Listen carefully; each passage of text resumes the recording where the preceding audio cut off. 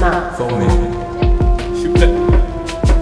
Je suis Aziz Fall, membre du groupe de recherche et d'initiative pour la libération de l'Afrique, dans lequel je coordonne le collectif d'avocats dans l'affaire du président Sankara et je travaille sur les enjeux de la lutte contre les discriminations depuis la période de la lutte contre l'apartheid, mais aussi pour d'autres approches de panafricanisme, notamment contre les bases militaires étrangères et les formes différentes de l'impérialisme.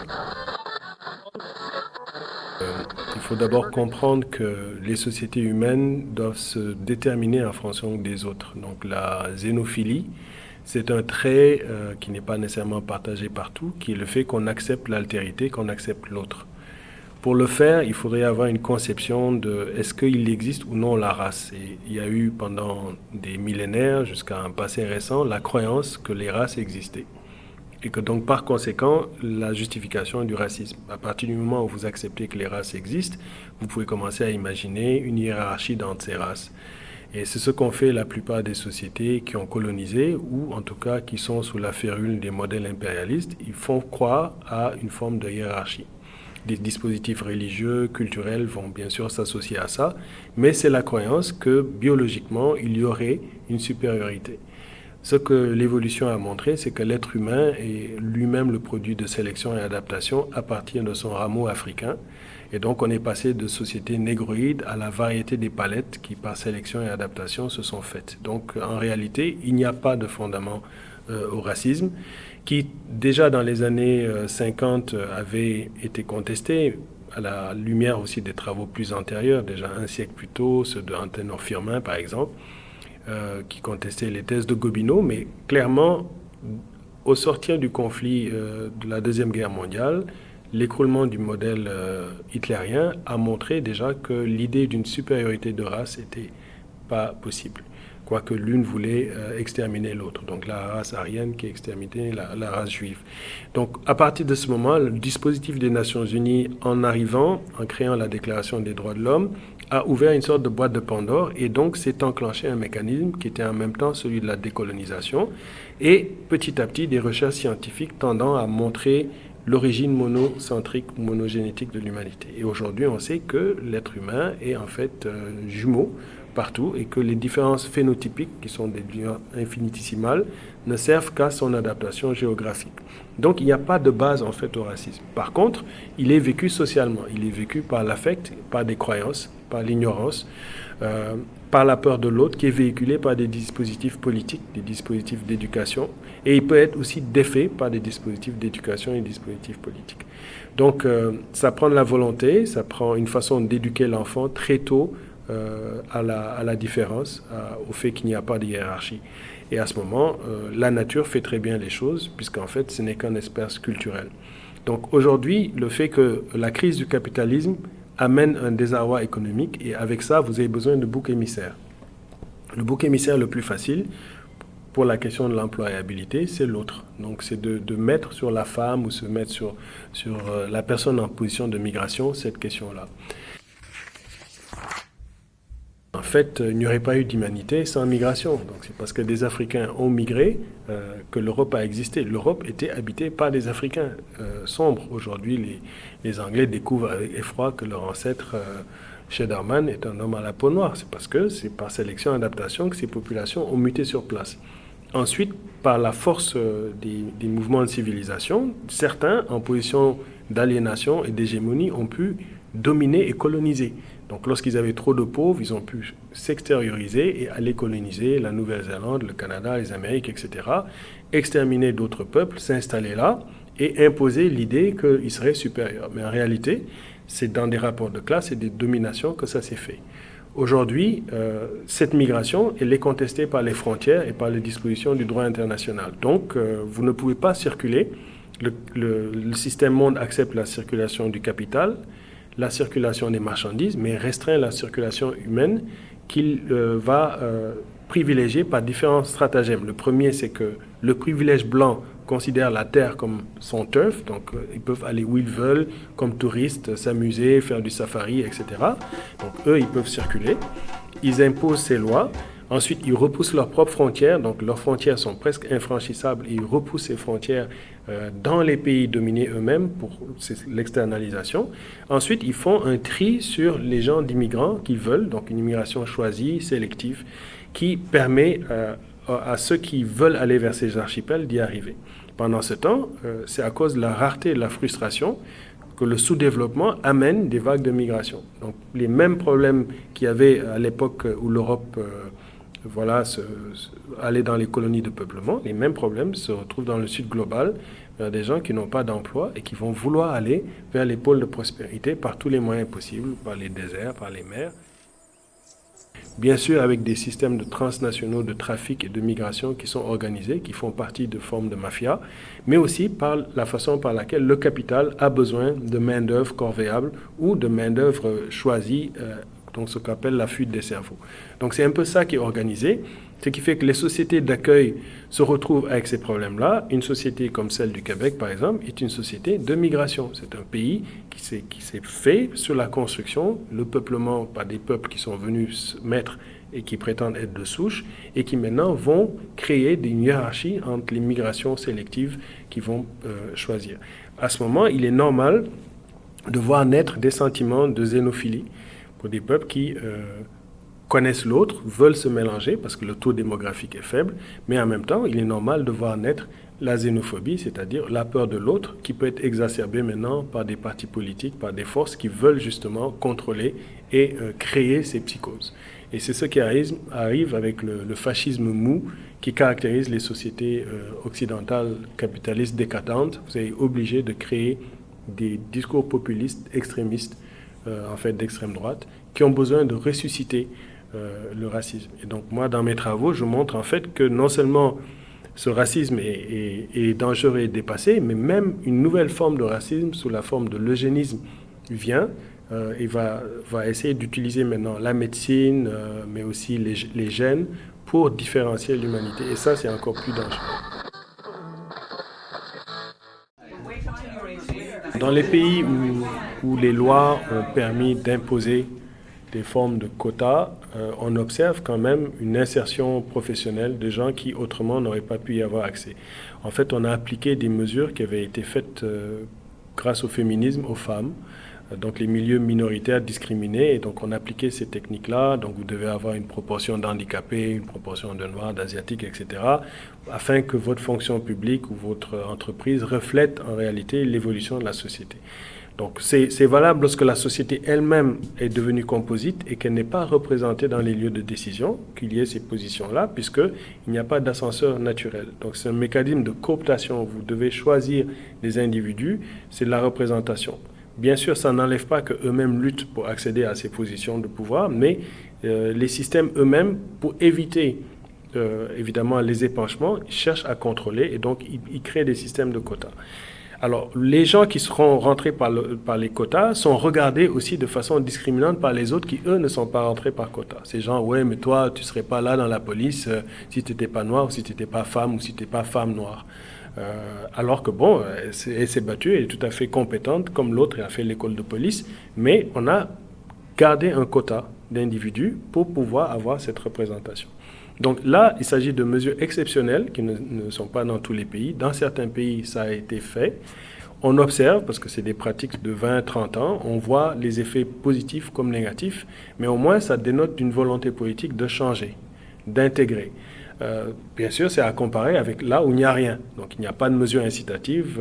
Vous avez un peu de chance de passer dans les rouages de systèmes extrêmement racistes, sélectifs, où les privilèges blancs sont évidemment dominants. Donc vos chances d'ascension sont minces. Si vous êtes amérindien, si vous êtes personne racisée, vos chances d'accéder sont minces. Donc dans les pays qui ont adopté le modèle multiracial, on a intégré, d'abord sur une base volontaire, vous dites vous-même dans les formulaires, oui, je suis blanc, je suis femme, je suis inuit, etc. Et en fonction de ça, vous avez une chance d'être paramétré dans les algorithmes qui vont calculer l'insertion ou pas. Donc il est difficile de se prononcer. Une chose est sûre, que ça a le mérite d'exister. Maintenant, il s'agit d'une panacée faite par des sociétés qui sont déjà discriminantes. Sinon, tu ne le fais pas. C'est-à-dire, s'il n'y avait pas de regard sur la couleur de l'autre, sur on accepte ta coloration sociale, en principe, le mécanisme se ferait naturellement. Par la compétence, vous accédez. Mais dans une société où vous avez plus de docteurs qui sont chauffeurs de taxi, voilà, il y a un problème. Donc c'est un peu ça.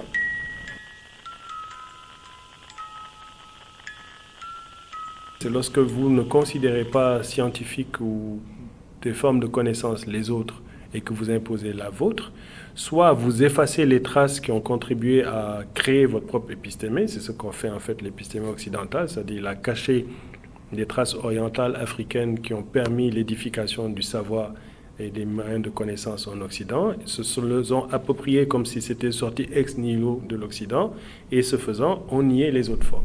Donc c'est par ce mécanisme en fait que l'aliénation et l'hégémonie s'est exercée.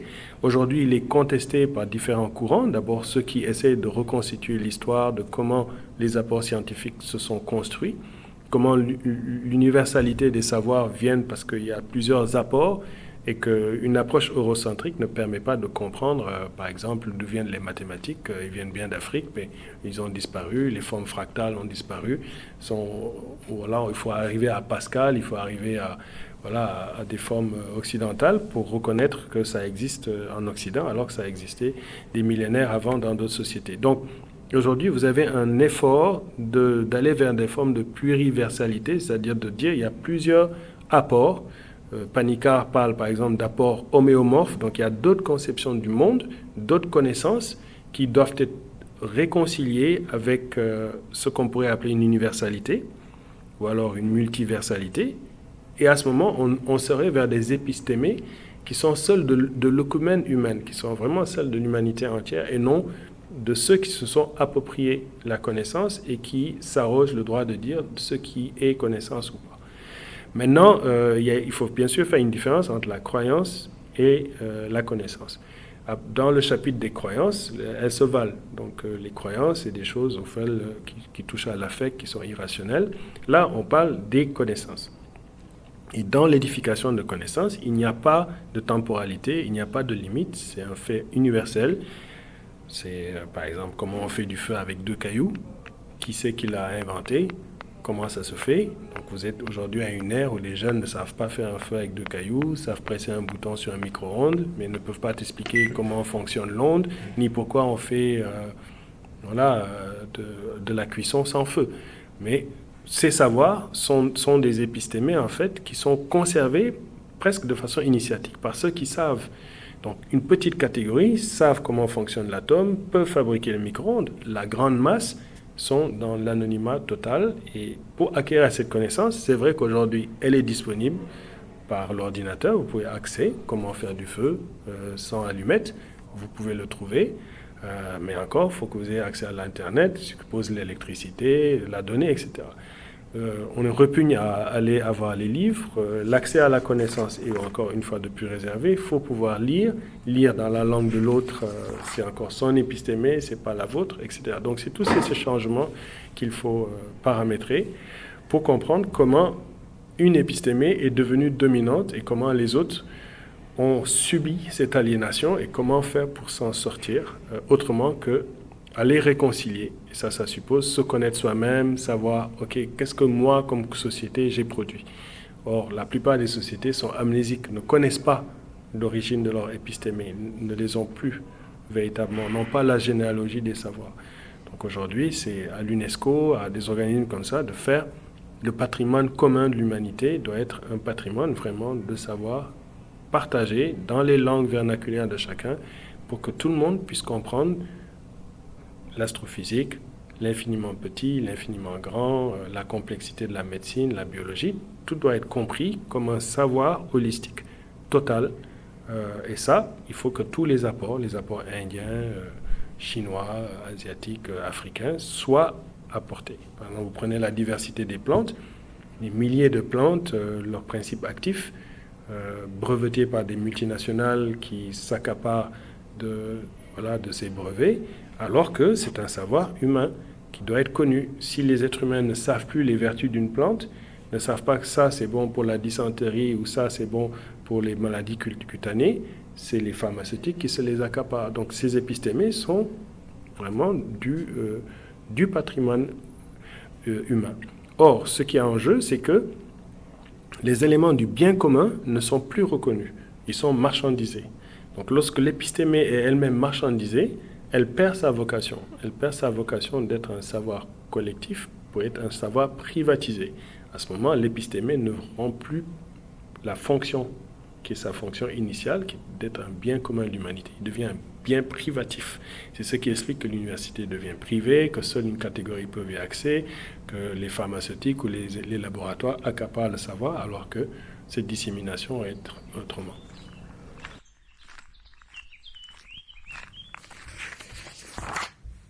Oui, alors je développe une grille qui s'appelle le panafricentrage, qui est en fait le développement autocentré, déconnecté de l'économie monde, mais dans la perspective de la construction d'un État fédéral panafricain. Donc pour ça, il faut qu'on puisse maîtriser notre accumulation, que les États africains puissent sortir d'une sorte de seconde libération, être maîtres de leurs ressources, maîtriser leurs technologies, être capables de reproduire la force de travail, égaliser le rapport homme-femme, vraiment reprendre les attributs de la souveraineté et déléguer des espaces de supranationalité à une instance qui serait une instance panafricaine pour dépasser l'état des micronations. Or, pour faire ça, il faut évidemment s'opposer à l'impérialisme qui, par ses bases militaires, par l'industrie extractive, par la cooptation de nos élites compradors, empêche que ça puisse se faire.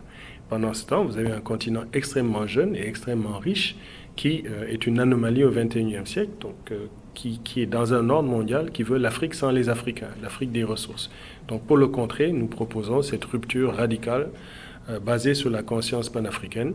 Mais évidemment, il y a différents panafricanismes. Le mien se distingue par ce refus, donc cette insubordination, cette indocilité à l'ordre dominant et la capacité de compter sur notre propre force, tout en suivant le sentier des pères fondateurs du groupe de Casablanca, donc les Lumumba, les Cabral, les Nkrumah, et nous passons à une étape supérieure, les Sankara et les autres. Est-ce que ça prendrait une révolution pour que ce soit possible ou ça prendrait Oui, mais tous les mots sont chargés. Par exemple, le mot révolution lui-même correspond à la conception mécaniste qu'on avait du monde. En physique, une révolution, c'est quelque chose qui fait le tour et qui revient à son point de départ. Donc si c'est pour faire ça, c'est pas intéressant. Ouais. C'est un manque de vocabulaire qui fait qu'on utilise ce terme, mais en fait, ce qu'on veut dire, c'est une forme de radicalité qui viendrait rompre, détruire les fondements de ce qui permet la reproduction d'un monde inégal et construire un monde neuf, donc un être humain nouveau, donc qui serait en rapport avec l'écologie, qui serait en rapport dans les rapports hommes-femmes de façon plus égalitaire, qui serait en rapport avec l'espace dans lequel nous fonctionnons de façon plus respectueuse et qui ne ferait plus du développement l'ossature de son système. Il comprendrait que le développement lui-même est prédateur, qui chercherait plutôt l'équilibre. Donc pour nous autres Africains, c'est la redécouverte de nos africanités, de notre animisme fondamental, de notre écologie, de notre rapport à l'autre, de notre rapport hospitalier à l'autre, du partage commensal de ce que nous avons en commun. Donc c'est vers ça qu'on tente, et ça, oui, c'est révolutionnaire. Et c'est combattu, c'est clair que les puissances actuelles ne veulent pas entendre ça, quoi. Donc nous, la plupart du temps que je passe en Afrique, c'est à ça que je consacre mes efforts. Et donc on a des membres qui commencent à comprendre ces enjeux-là. Est-ce que ça se différencie de la volonté qu'avait le projet de l'Union africaine ou Non, le projet de l'Union africaine a été freiné avec l'assassinat de Kadhafi. Et avec l'assassinat de Kadhafi, qui évidemment était la locomotive, le financier, un peu, ce qui n'est pas nécessairement à l'honneur de l'Union africaine, puisque c'est un effort collectif et non pas l'effort d'un homme, on a freiné l'idée d'une monnaie continentale, l'idée d'une armée continentale, etc. Mais ça reste toujours à l'ordre du jour. Donc je crois que notre initiative demande une conscience panafricaine. Elle est en train de naître. Maintenant, elle peut être dévoyée par des courants suprémacistes qui, par exemple, préfèrent Black is Beautiful, ne comprennent pas qu'il n'y a pas de race, etc., ou qui veulent faire seulement l'Afrique subsaharienne sans le Maghreb, etc. Donc il y a toutes sortes de panafricanismes qui, pour moi, sont souvent des impasses. Et c'est pourquoi l'Union africaine doit être poussée d'avoir un plan économique de développement. On n'a toujours pas un plan. On a un plan de partenariat avec l'Occident qui s'appelle le NEPAD, qui a été discuté ici à Kananaskis et contre lequel nous avons travaillé, parce que nous trouvons qu'il s'agit d'un rapport entre le cavalier et sa monture, et c'est justement ça qu'il faut empêcher. Ensuite, il y a l'horizon 2063, qui est l'agenda 2063, qui est un plan incantatoire que quelques chefs africains ont posé, qui malheureusement sert de boussole pour l'instant, qui d'après moi aussi est une impasse. Donc il faut vraiment qu'on ait le courage d'aller plus loin que ça, résoudre les problèmes de conflit, résoudre le populisme, obscurantisme religieux qui est en train de prendre de l'envergure, et éveiller, repolitiser la jeunesse africaine qui malheureusement dort au gaz, et désaliénée par les sirènes de la mondialisation, du consumérisme, du religieux, du sport, du sport de diversion. Donc il y a toutes sortes de diversions qui l'éloignent de ce qu'il doit être vraiment